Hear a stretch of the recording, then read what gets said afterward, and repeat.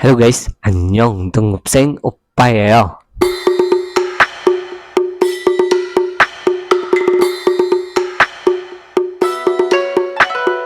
Okay guys, so ito yung first day ko as classmate nyo. Kasi si Professor Upa is nagpunta na ng Korea. Okay, so sana all, di ba? Kaya ako na ngayon yung makakasama nyo palagi dito sa My All About Korea vlog. So, bale, ang gagawin ko is isi-share ko sa inyo lahat ng natutunan ko, kahit ano pa yan.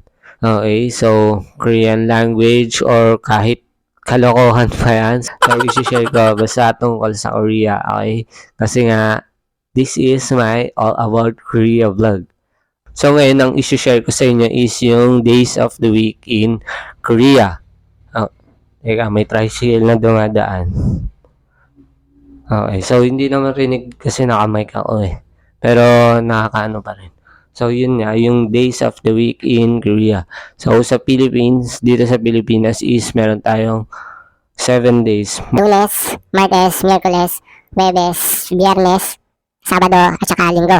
Okay, so sa Korea is meron silang 5 days lang. So syempre joke lang yan, no? Okay, naniwala naman kayo. So syempre 7 days din sa Korea. Napaisip tuloy ako kung meron yang ganun. So, kung may lugar ba na tawag dito, less than or more than 7 days yung 1 week nila. Kung meron man is, paki-comment na lang dyan sa Comsec para alam natin. Research mo. Okay, so yun. Anyways, balik tayo sa topic. Days of the week in Korea. So, meron ako sa inyong isi-share na technique para mas mabilis nyong matandaan yung 7 days ng Korea. Okay, so una nyong kailangang tandaan is yung Yo-il. Kasi yung 7 days ng Korea is nagtatapos sa Yo-il. Okay? Okay, so siya yung day dun sa Monday, Tuesday, Wednesday, Thursday, Friday, Saturday, Sunday. Okay, so pangalawa nyong kailangan tandaan is yung Hwalwasumugkumtuil. What the Okay. So, mabilis ba? So, bagalan natin. Hwal, Hwa, Su, Mo, Kum, Tu, Il. Hwalwasumugkumtuil. What? Nahuli yung isa. Okay, so ulit-ulitin nyo lang yung Hwalwasumugkumtuil hanggang sa makabisado nyo, hanggang sa mabanggit nyo na siya ng mabilis. Okay, so katulad nito, Hwalwasumugkumtuil. Hwalwasumugkumtuil. Okay, so ganon.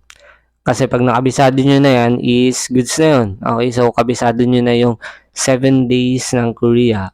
Okay, so i-attach nyo na lang dun yung Yo-il.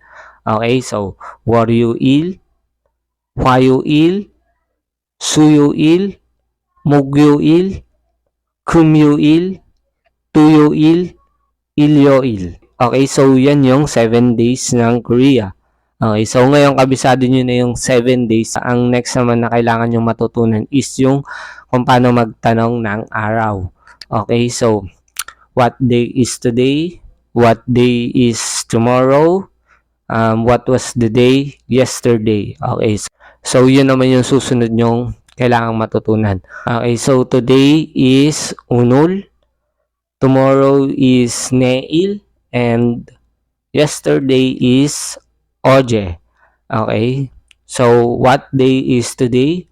Unurun, Musun, Yuiriyeo. Okay, so ganun ang pagtatanong. Okay, so Unul, today, topic marker, muson, what. Okay, so pag magtatanong kayo ng araw is muson yung gagamitin nyo. Kasi maraming iba't ibang klaseng what. Okay, so meron tayong mo and myot and basta maraming klase ng what. Okay, pero pag nagtatanong tayo ng araw, ang gagamitin nating word is muson. Okay, so muson, what? Yo-il, day of the week. EAO is sentence ending. Okay, so o늘은 무슨 요일이에요? Okay, so ganon. And pag tomorrow naman is 내일. Okay, so 내일은 무슨 요일이에요? Okay. Next is yesterday. Okay, 어제. Okay, so 어제는 gagawin nyo lang siyang past tense kasi yung yesterday is past tense na, di ba? Okay, so 어제는 무슨 요일이 있었어요? Medyo nakakabulol, no? Another one. 어제는 무슨 요일이 있었어요? So, yun, ganon. So, pag sasagot naman kayo ng araw is ganun pa rin. 오늘은, tapos tanggalin nyo lang yung musun. Okay? Palitan nyo kung ano yung araw na isasagot nyo. Okay? So, sample is 오늘은 월요일이에요. Okay? So, 내일은 월요일이에요. Ano pa ba? 어제는 목요일이 있었어요. So, ganun. Ganun lang. Diba? Napakasimple lang. Okay guys, so that's it. Yan yung 7 days ng Korea. So, meron lang akong konting gustong idagdag about dito sa 7 days ng Korea. Okay, so alam nyo ba na itong 7 days ng Korea is meron siyang special meaning. Itong Hwolhwa Sumukkumtuil is meron siyang special meaning. Paulit-ulit, no? Okay, so Hwol, meaning moon. Hwa, fire. Su, water. Ang sunod? Nakalimutan ko. Su, water. Muk,